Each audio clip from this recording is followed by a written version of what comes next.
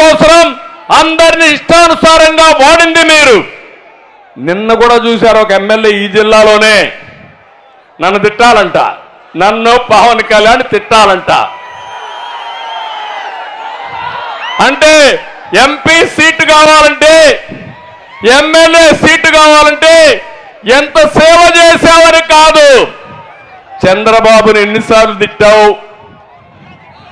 ఎన్నిసార్లు బండబూతులు తిట్టావు, లోకేష్ ఎంత తిట్టావు, పవన్ కళ్యాణ్ ఎంత తిట్టావు, దానిపైన సీట్లు ఇచ్చే పరిస్థితి వస్తే ఇంకా ఈ రాష్ట్రం ఏమవుతుందో మీరే ఆలోచించమని మిమ్మల్ని కోరుతున్నా. కొంతమంది ఎమ్మెల్యేలు అన్నారు, కొంతమంది ఎంపీలు అన్నారు, మాకు సంస్కారం ఉంది, నీకు సంస్కారం లేదు, మేము తిట్టాం, అవసరమైతే నువ్వు సీట్ ఎక్కిపోయినా పర్వాలేదని చెప్పారు. వాళ్ళని గట్టిగా అభినందిస్తున్నా, మీరు కూడా అభినందించాల్సిన అవసరం ఉంది. అంటే ఇవన్నీ చూసిన తర్వాత తమ్ముళ్ళు మీకు బాధ అనిపిస్తుందా లేదా అని అడుగుతున్నా. ఎలాంటి సంస్కృతి ఇది?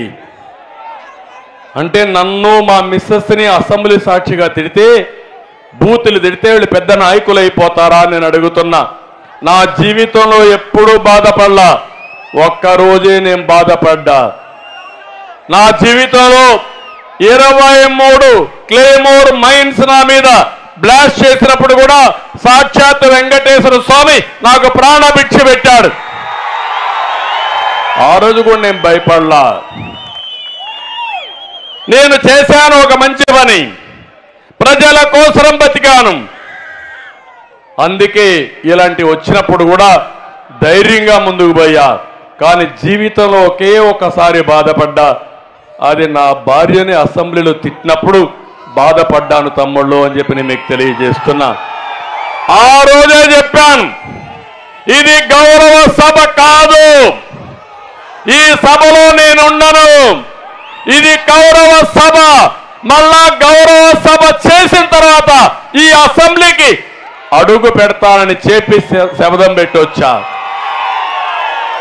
నా శపథాన్ని నెరవేరుస్తారా అని మిమ్మల్ని అడుగుతున్నా. నేను రాజకీయం కోసం రాలేదు, అధికారం కోసం రాలేదు.